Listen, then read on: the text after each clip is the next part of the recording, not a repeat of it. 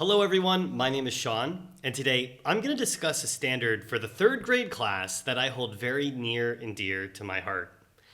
This standard is CCSS ELA Literacy RL 3.4, which states that students should be able to determine the meaning of words and phrases as they are used in a text, distinguishing literal from non-literal language. Now, this standard isn't a singular unit standard, but rather one that takes the entirety of a year to establish.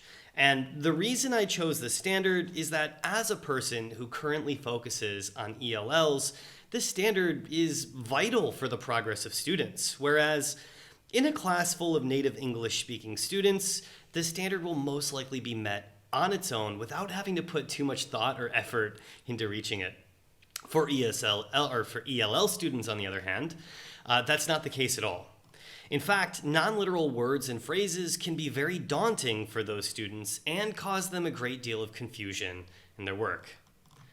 The big idea of this standard is that when students read words and texts, and we could start with the literal ones first, we want them to be able to understand them. And you might be saying to yourself, piece of cake. But for students that are constantly learning and growing within the language, their knowledge of the English language and its vocabulary isn't that expansive. You can almost guarantee that if you haven't taught them this word, they probably will not know it. So let's take a look at a story that I read with my students yesterday. This story is called Rescue Dogs Save the Day. There are a few things I do to help the students out ahead of time. One thing is that I send them a video file of me reading the book. And you can see what that looks like as it's happening right here.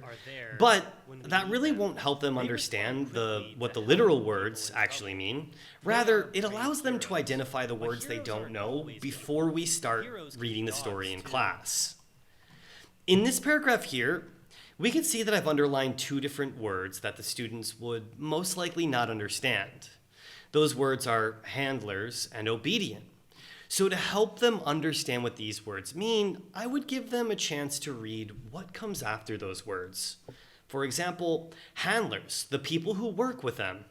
We can pause and talk about what a handler is, right? We can help guide them to understand that the handlers are the people who work with them being the dogs. And the students will be able to figure out that a handler is somebody who works with an animal. Or, in this example, obedient and do what they're told. Again, by guiding the students to use context clues, I can help them learn exactly what these words mean by using the words that come after the new word in order to help us figure it out. When readers come across non-literal phrases such as figures of speech, idioms, personifications, similes, metaphors, it can be especially challenging for them to understand what the author is trying to say. It's vital for me as the teacher to address these and help the students not only learn how to figure out what the author is saying, but also help them be able to add these words to their own vernacular for later use, or, for example, with similes or idioms, metaphors, to be able to use those in their own speech. And in order to scaffold this, I often have the students review non-literal meanings before instruction. So for example, if this story has metaphors, we'll quickly review metaphors before reading.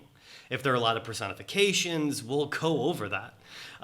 But regarding figures of speech or idioms, it's much more challenging to address them ahead of time without giving the students the answers, which I never want to do. So instead, we'll review different idioms, and after we read, we're going to go back and have the students identify where those idioms or figures of speech are in the story and have them discuss it, talk together as a class to try to figure out what they mean. But figures of speech and idioms are especially challenging for ELL students. Therefore, sometimes you just kind of have to tell them what it means. Though I really don't like doing that. I try to have them learn from an inquiry-based approach where you ask them questions and have them think about it in order to come across the answer themselves. And I try to get them to use examples of those as well. We're going to take a look at an example of a poem that has a lot of simile in it. For example, this poem, The Inventor Thinks Up Helicopters. There are many examples of similes all underlined, but before we read in class, we'll review similes, and I'll even show them a couple different pictures, like you can see here, and have them make up their own similes based on the picture that they see.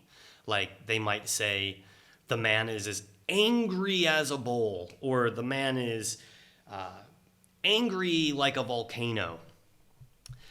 We'll also go over the way that similes are commonly said, like X is like B, or X is as adjective as B. And at the end of this activity, I'll break the students up into groups and have them make polite similes about each other, with an emphasis on polite. This is one way I believe that I can help my students reach their mastery of this standard. It's important for them as English language learners to constantly grow and adapt to this standard, and for them to steadily need less aid from the teacher. Typically at the beginning of third grade, I'll still provide the scaffolding of, are there any words you don't know on this page? And they'll ask me questions about the words they don't know, and I'll try to help them figure it out through context clues. And as we move on through the course, I'll slowly pull back the amount of help that I give them when assisting their understanding of new words. And by the end of third grade, I try to make sure the standard is met and the students no longer require the need to ask, but rather have the tools they need to figure out for themselves and are capable of learning new words and understanding those words with the use of context clues and a strong understanding of non-literal words and phrases. Thank you so much for watching. I'm Sean, and I will see you next time.